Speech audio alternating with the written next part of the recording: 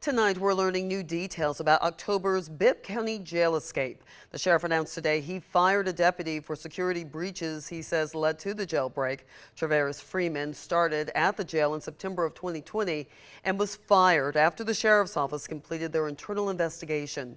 Anthony Montalto explains more about Freeman's firing and what staffing looked like that night. Over the last few weeks, I looked through about a month's worth of staffing reports from the Bibb County Jail. This one shows where people were staffed the night of the escape. Freeman was the only one over the West Wing, including cell blocks A and B. The night shift in question ran from 7 p.m. October 15th to 7 a.m. October 16th. And based on a warrant for Chavis Stokes, we know the escape happened toward the end of the shift at 3:27 a.m. We also know the four escaped from the B300 day room, part of Freeman's wing. And we know at least 5 people called out that night.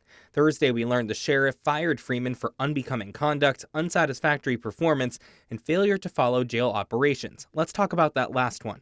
The sheriff's office says jailers should check in on inmates in person at least every hour instead of using security cameras. And they say jailers should always use a flashlight and ensure each inmate they see is breathing. But a source close to the jail told 13 WMAZ an officer heard the sounds of what may have been chiseling in that cell block and were told to log what they heard instead of checking it out because of low staffing. Freeman was the only one in the area according to the staffing log, but he wasn't the only one alone that night.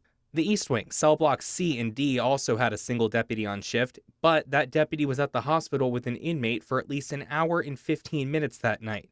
The K Block, which houses women, only had one deputy the whole shift, and J Block's single deputy logged a late start at 7:36 p.m. F Block's lone jailer only worked 2 hours of the shift, which matches the account our source gave us before the schedule was even released. Now, according to the report, there were only 7 deputies working inside the jail that night, not including deputies working booking and the corporal in charge. 3 of the 7 only worked part of the shift. The sheriff's office says more deputies could face discipline. Back to you. Now, our source told us there must be 2 deputies on the cell block to do a routine head count. But the night of the escape, there was only 1 deputy per wing. We requested a copy of Freeman's personnel file and the internal affairs investigation into the escape. We have not received them yet. We did ask to speak with Sheriff Davis today, and we're told he wasn't available.